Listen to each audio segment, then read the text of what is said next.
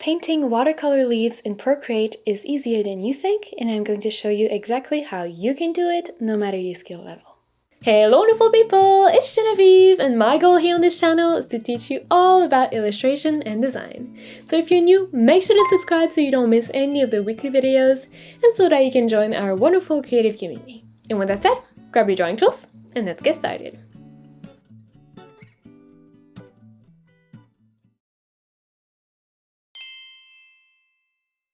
The first thing we need to do here is make sure we have some sort of a paper texture to go in the base of our file. Now there are multiple ways you can go ahead and get that texture in. You could either use a pre-textured file, which a lot of brush creators do provide. So you could use one of those files if you have one, whether it is mine or someone else's, it doesn't really matter. If you don't have a pre-textured file, not a big deal. I included in the description below a download to a free paper sample that you can use for this. And it's going to come with instructions on how to import in your document. And it's also going to come with this color palette here that we're going to use in this video. So feel free to pause the video here to go download this paper sample as well as the color palette. Again, they're totally free. Or if you have another pre-textured file, just go ahead and open up that file. So at this point, what we're going to do, I'm just going to go ahead and hide my example, but we're going to create a new layer, making sure it is below those textures. And we're going to rename this layer to Sketch. And here we're going to keep the sketch really simple. We just want to roughly map out where everything is going to be. So for the sketch, you can really use any color of your choice. We're not going to see it in the final result. I personally like to always sketch with a pretty simple, basic neutral gray. And in this video, as usual, I'm always going to suggest a few different brushes.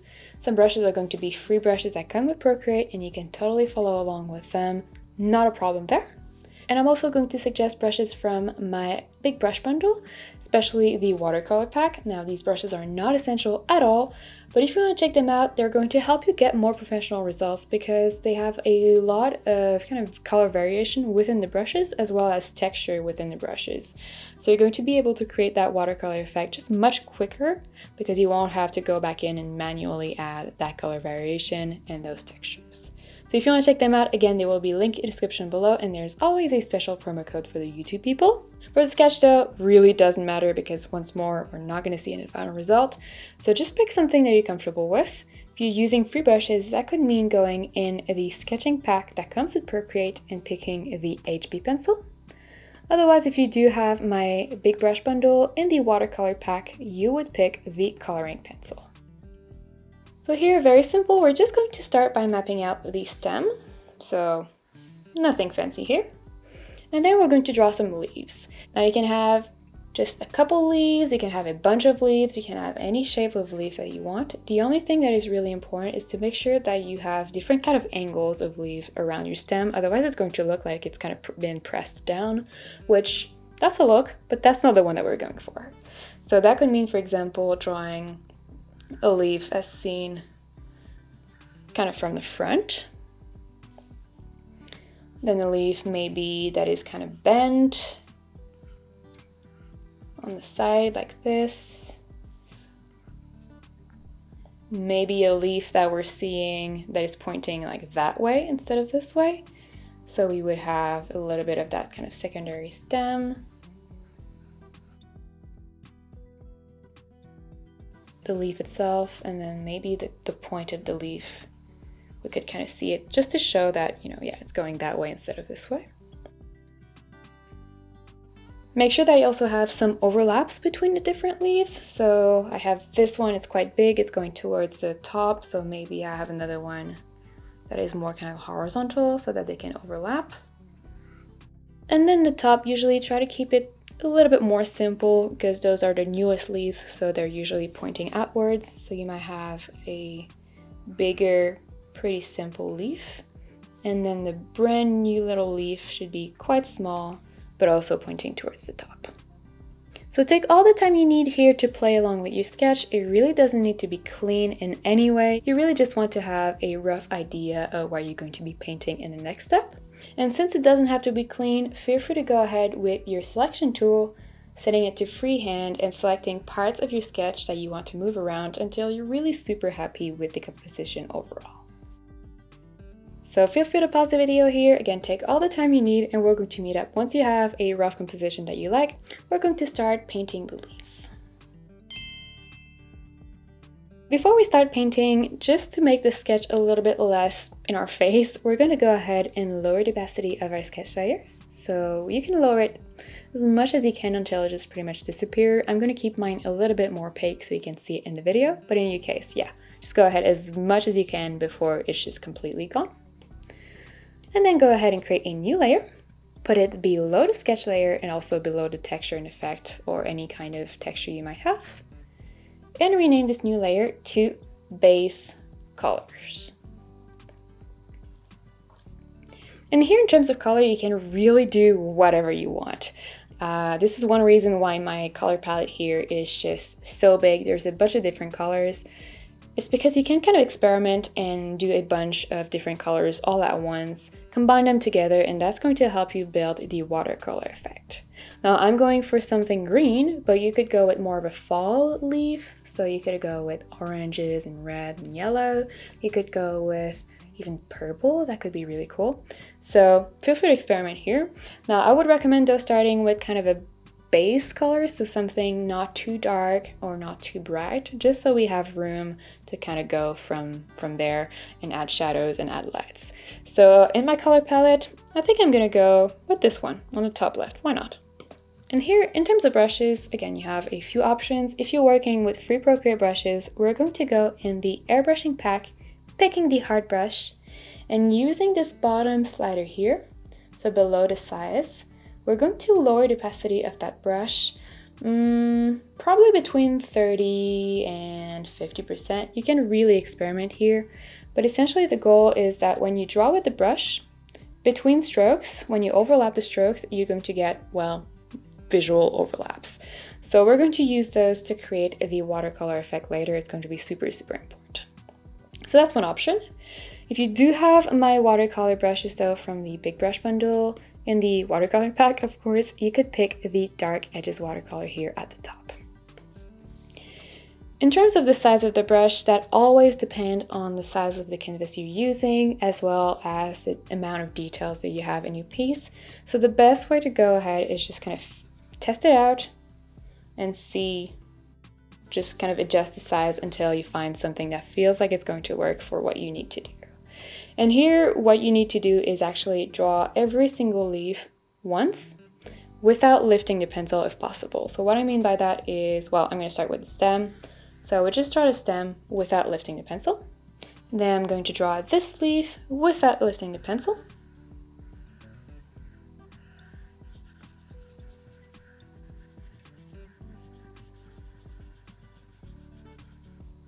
And so forth for all the different little leaves that we have.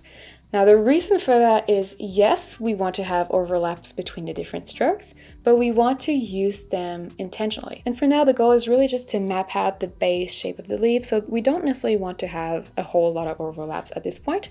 That being said, if you do end up having some, it's really not a big deal. We're going to blend them in later. So just try your best, but don't agonize over it either. That's essentially what I'm saying.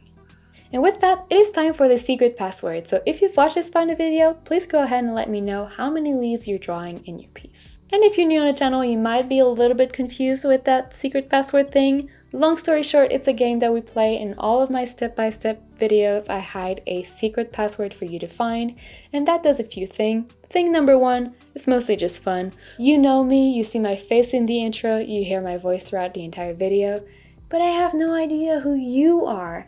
And whenever you leave a comment, no matter what the comment is, I get to sometimes see your face, sometimes see your name, sometimes it's a username. But no matter what it is really great for me to just see who's part of the creative community that we're building here on the channel. So that's reason number one. Reason number two is mostly for you, and that is that the secret password does give me a lot of insight into how to edit and paste my videos better, and so that helps me create better tutorials. So yeah, if you've watched this far, just go ahead and leave a comment below with how many leaves you're drawing in your piece. In my case, I would just say 6, and then we're going to keep going. Awesome! So once you do have everything mapped out once, as you can see, if you have overlaps like this, it doesn't matter. We're going to go ahead with a slightly different color. So it could be really whatever. I would recommend though going with something either the same amount of brightness or darker. So you wouldn't want to go lighter, that's what I'm saying, but you could go with any kind of hue. So here I'm gonna go with something with a little bit more blue. That was what I was starting with. I'm gonna go quite blue actually. Let's go with that. And with that new color, you're just going to go over some sections to start adding kind of shadows as well as color variation. So whenever you have kind of leaves that should be, or that would be in the back, like this one in my case, this one, and kind of the little fold, you're just going to go over and brush with your new color. So it's going to look something like this.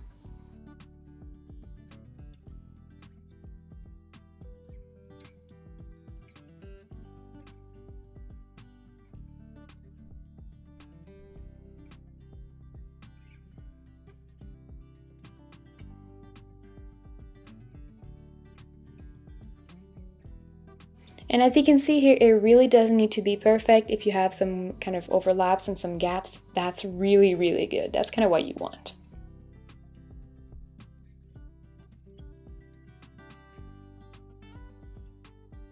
Now we're going to repeat that with another color, but it might be helpful at this stage to just go ahead and hide the sketch just to have a better idea of what you're working with. By now, everything should be mapped out at least basically.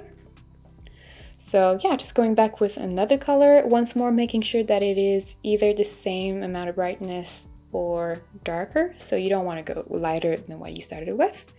I'm gonna go with this one right here. And with this one, you're just going to overlap a bit more randomly to add just random color variation. So let's say I want this leaf to be a bit of a different color. I'm just gonna quickly add this overlap. Maybe this leaf too. Maybe there's kind of a half that is a different color at the top.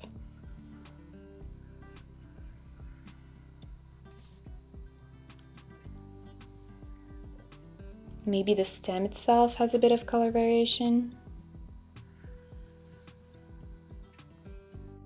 So yeah, it's really, again, as you can see, not precise in any way. We just want to add some random color blocking. Well, it's not super random, but we just want to add color blocking so that we have some sort of color variation between the different leaves already. But it does look absolutely crazy right now. It looks super, super digital because the overlaps that we have, well, it looks digital. So we're gonna go ahead and blend them in to start building a bit more of a watercolor feel. And as usual, you have a few different options to do that. If you're working with free brushes, you're going to select the smudge tool here at the top, so a little finger icon. And you're going to set your smudge tool to, in the airbrushing pack that comes with Procreate, either the soft brush or the medium brush. That's totally up to you. You can experiment with both. Honestly, the difference is not that massive. But if you do have my watercolor brushes, go ahead and set your paintbrush, so really the paintbrush, not the smudge tool, to, in the watercolor pack, the water blender here at the very bottom.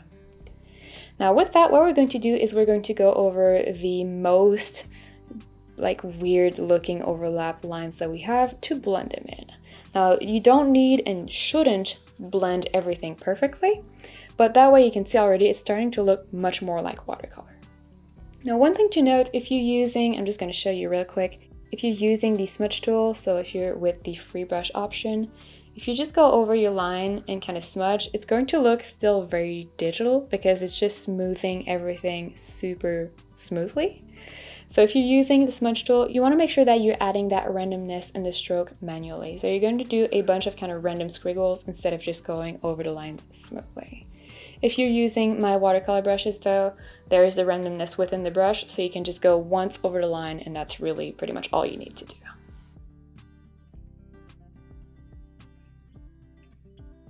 And there's really no right or wrong way to do this here. You can blend as much or as little as you want. The goal is really just to make sure that any line that looked like it would just never happen in real watercolor, like this one is way too sharp and way too clean, just make sure that you kind of dirty it a little bit, make it look a little bit more organic, a little bit more fluid, and just, yeah, blendy.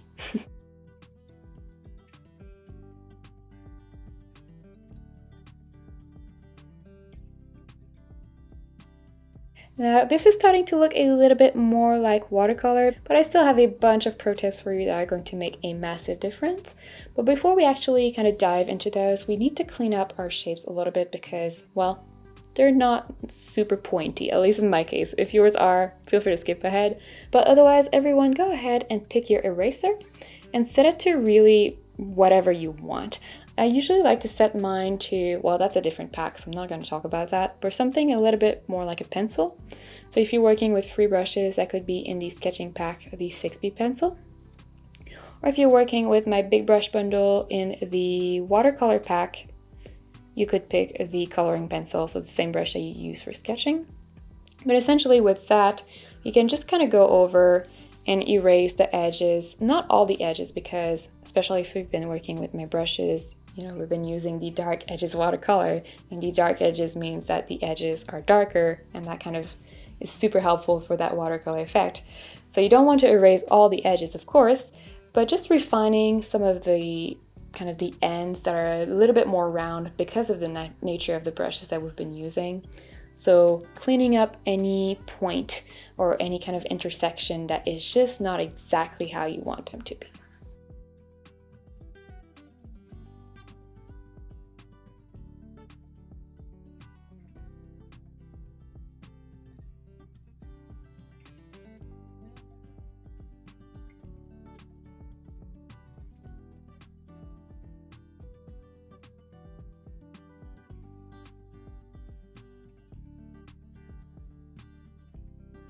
And if you want, depending on the style of leaf that you're drawing, you could also go ahead and erase the middle vein while we have this eraser selected. Just a nice, thin, slightly wobbly line in the middle of each leaf.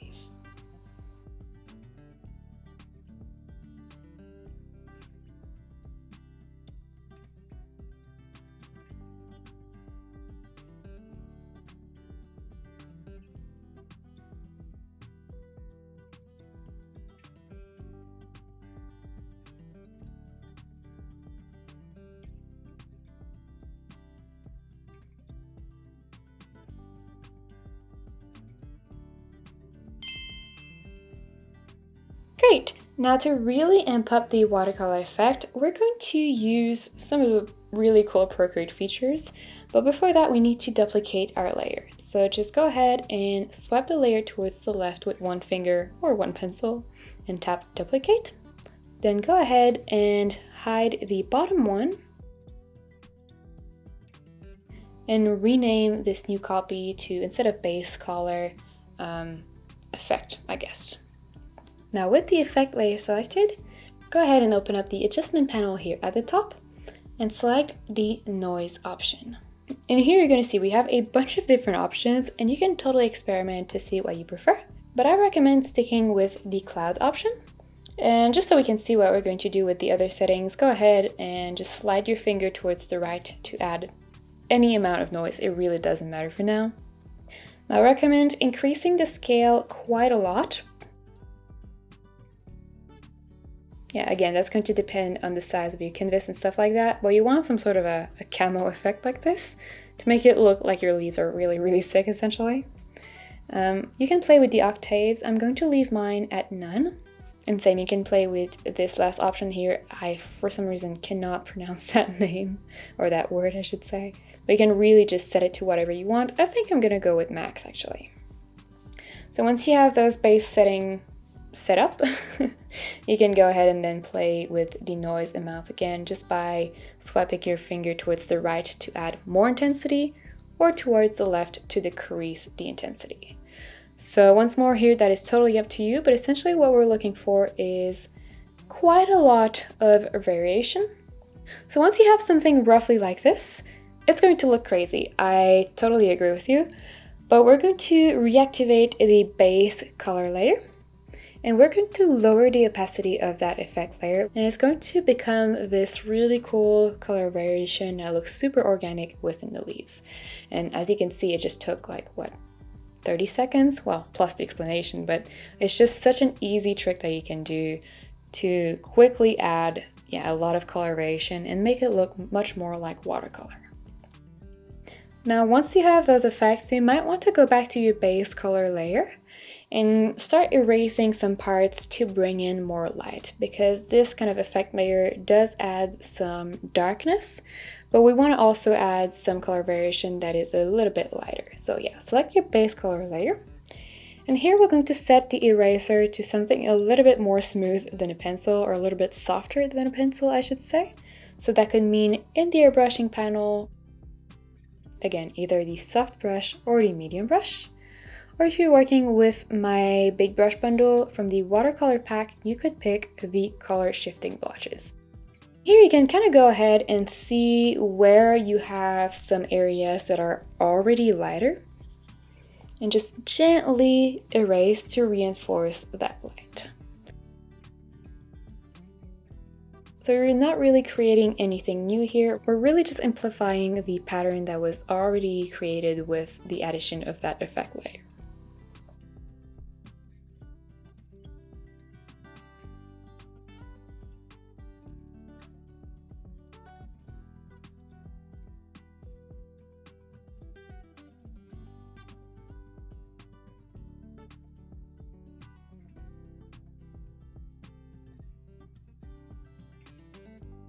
Awesome! Now this is starting to look really quite watercolory, but there are still a few steps that we can do to really bring it to the next level. So go ahead and create a new layer above the base color, above the effect layer, but below any texture that you have, and rename this new layer to Details.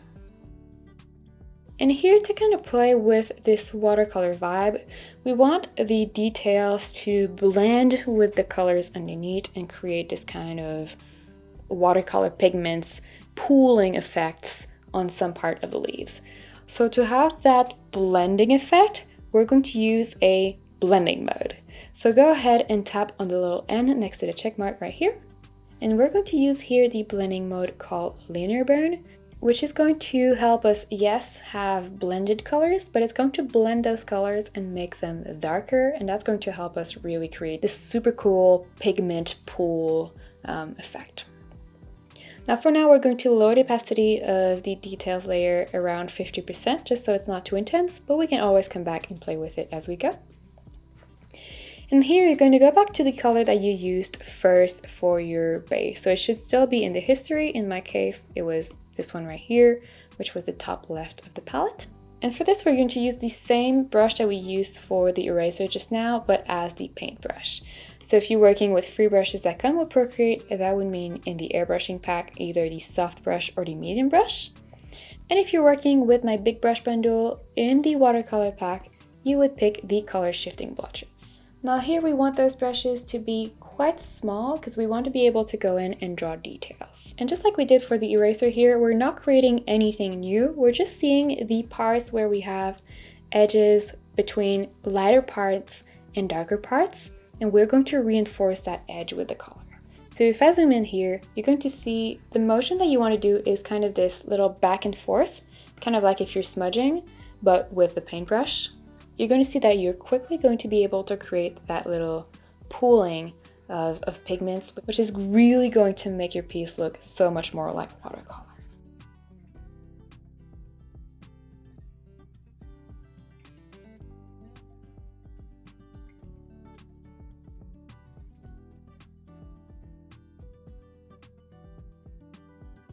And again, there's no right or wrong way to do this here. You just go over any part that you feel would be a good candidate. So whenever there is a pretty big difference between light and dark, just going over that edge between the different sections and adding that little pooling.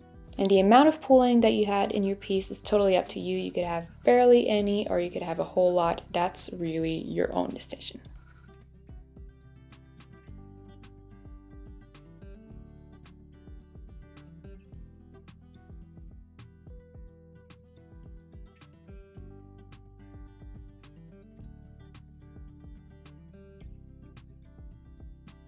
And you can also use this to add pooling around the edges, especially if you've been working with the free brushes. The Dark Edges watercolor brush already kind of does that a little bit, but if you've been working with the free brushes, or if you just want even more of that darker edge effect, this is a good time to do it. So same thing, but instead of going within the shape, just focusing on the edges.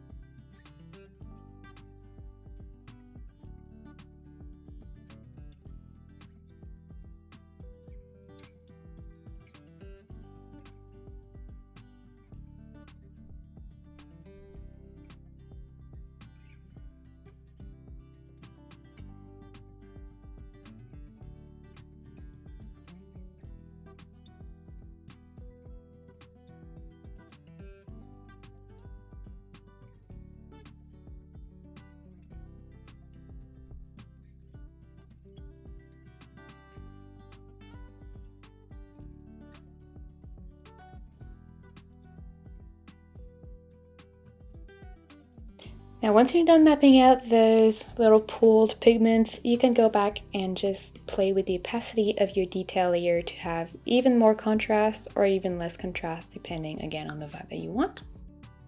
Now another thing that you can do to add even more color variation is just going back to your base color layer, and with the selection tool activated, still with the freehand option, making sure that the color fill option here is deactivated. That is super important. You can just go ahead and select kind of a random section of your artwork. And then you can use the feather option here to feather your selection, which is going to essentially create a gradient within your selection. So the amount of feathering is going to depend again on the size of your canvas, but I usually recommend going between 10 and 30%. You can really experiment here, and it's really not an exact science either, so something within that range should work. Now with that selection, with that feathering, you can go in the adjustment panel, and this time picking the hue, saturation, and brightness option. You can play with the sliders here, mostly the hue slider, to add, as you can see really quickly, really easily, some color variation. And since we used feathering within the selection, that color variation is going to appear as a gradient.